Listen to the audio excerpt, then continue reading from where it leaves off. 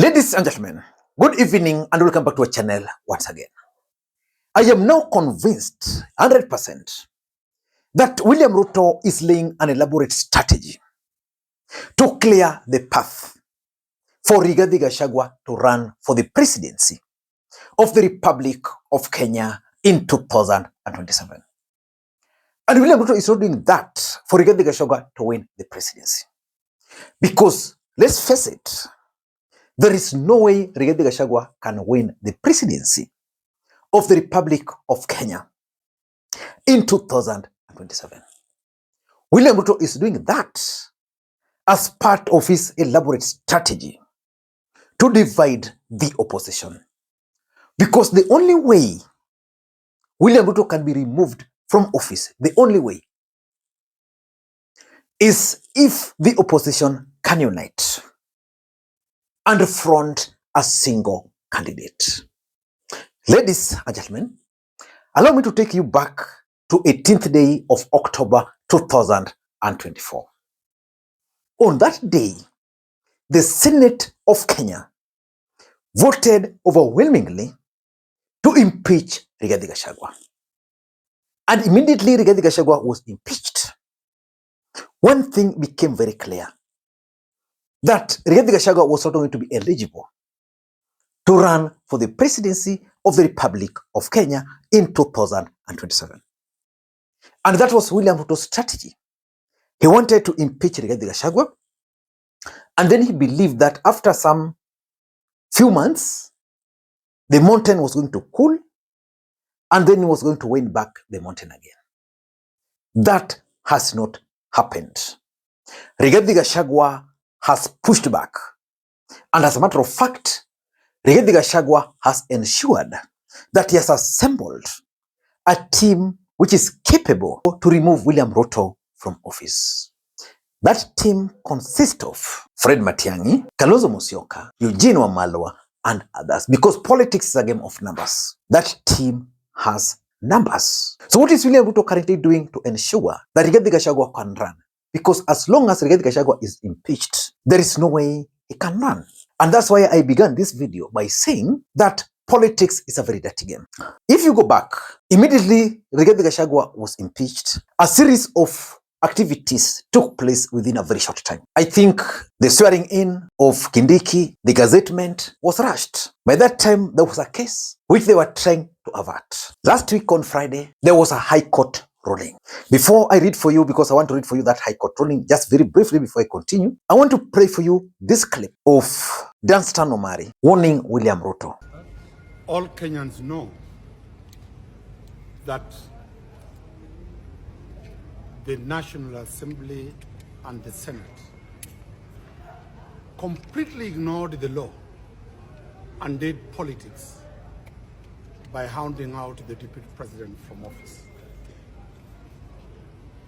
Surprisingly, in Parliament and in Senate, the team that was after the removal of the deputy president was composed of seasoned lawyers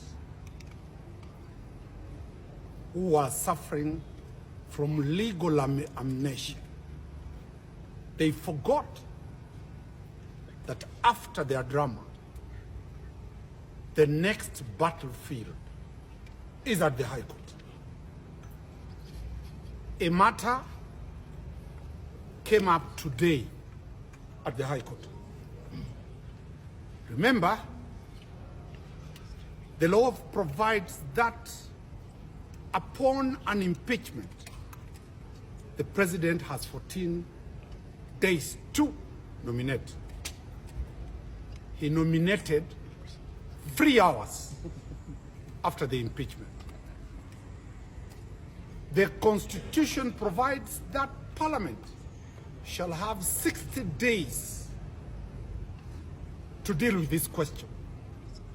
Parliament sat within 15 minutes and they gazetted that they have approved Professor Kindiki to be the deputy president nominee. A swearing-in ceremony was arranged at Uhuru Gardens the next day. And that's why I say, Mr. President, your legal team has failed you. You are finding yourself in a crisis created, masterminded by incompetent legal advisors surrounding the head of state. The law on the assumption of office of the deputy president is that upon the determination of this is the person to be appointed, that appointment must be done the next Tuesday after that determination. That Tuesday will be declared a national holiday. That national holiday, that deputy president-elect shall take oath of office between 10 to 2 p.m. What was happening at Uhuru Gardens is a complete sham and an abuse of the constitutional and constitutionalism in Kenya. Today, the state came to pick an order that they have vacated the interim orders. My clients, Sheria Mtani, and very many petitioners had filed petitions. They were certified by the judges. The judges referred those matters to the Chief Justice for empanelment. On the 18th, the Deputy Chief Justice simply picked the files that had interim orders and brought them to court for them to be vacated. That scheme goes deep into very serious questions of politics.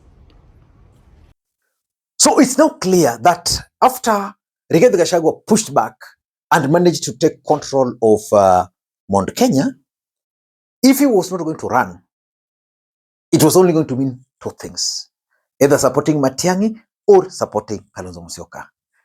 I'm coming to that. Let me just explain to you guys. Let me just read for you this article by The Nation, which says, Gachagua's big win, but no celebration yet. Why XDP allies has to argue his case afresh. Let me just read for you some parts here. Former Deputy President Rigathi Gachagua scored a major win on Friday after the Court of Appeal ruled that Deputy Chief Justice Philomena Mwilu had no powers to appoint a bench of judges to hear petition challenging his removal. Justices Daniel Musinga, Mumbi Ngugi, and Francis Toyot said the Constitution reserves the duty to empanel a bench for the Chief Justice, and that assigning judges was not one of the administrative duties that could be allocated or passed over to the Deputy Chief Justice.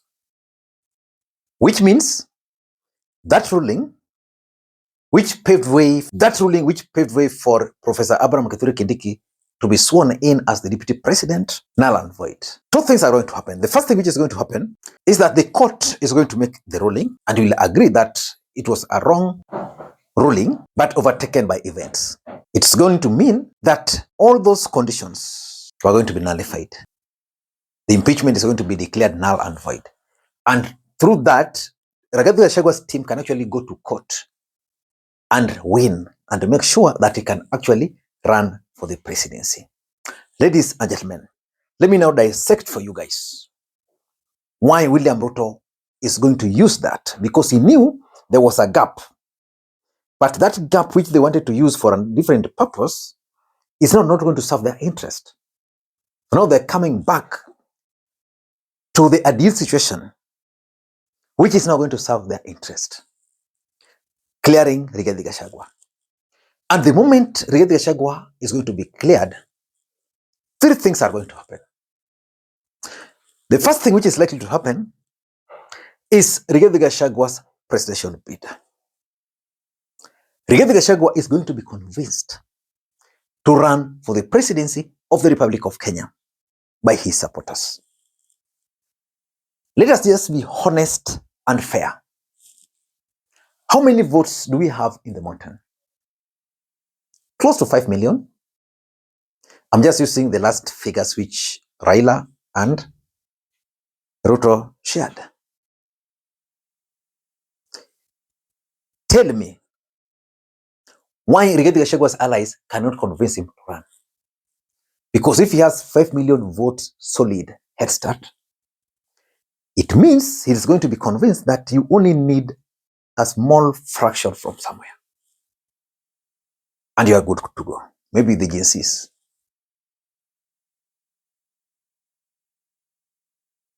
The intention of Ruto why he wants Gachagua to run is because he knows and understands that Rigathi Gachagua has the numbers of the Kikuyus, but those numbers are not enough to win for him the presidency. And he also knows that as long as Gachagua is running, Kalonzo might run, and I'm explaining that Matiang'i might also run. Then at the end of the day, we are going to have number 1, number 2, and number 3. So the top 2 will go back for a rerun. William Ruto understands that during a rerun, it would be easy for him to rally Kenyans 41 against 1. Unlike if, for example, it was Matiang'i who is number 2 or Kalonzo who is number 2. So in short, the intention is to enable Rigathi Gachagua to run. Number 2, if Rigathi Gachagua were to run today, what do you think is going to happen to Kalonzo Musyoka? Kalonzo Musyoka is also going to be on the ballot. What does that mean? So we have Rigathi with the mountain, Kalonzo with Ukambani. Matiang'i will come with those votes. They will not be able to garner enough votes to remove William Ruto. Then someone like Kalonzo will feel betrayed by Rigathi. And therefore, during the rerun, he might decide to support William Ruto. In fact, I've been thinking that before 2017, Kalonzo Musyoka is actually going to work with William Ruto. I don't know, but something tells me like that. And lastly, why Ruto wants Gachagua to run is because of the Fred Matiang'i factor in Mount Kenya. The moment Rigathi Gachagua will declare that he's running, Uhuru Kenyatta will activate its network. So Mount Kenya is going to be now a duel between Rigathi and Uhuru. So they'll split the mountain. Let's say Rigathi will go with the 2 million, Uhuru 1 point something. That's going to help William Ruto. That can explain why Uhuru Kenyatta planted his ally, Wambugu Ngunjiri, to Rigathi Gachagua's camp. Ladies and gentlemen, I don't know what you think, but that's my take. Until next time, this is Lee Makwiny. Bye-bye.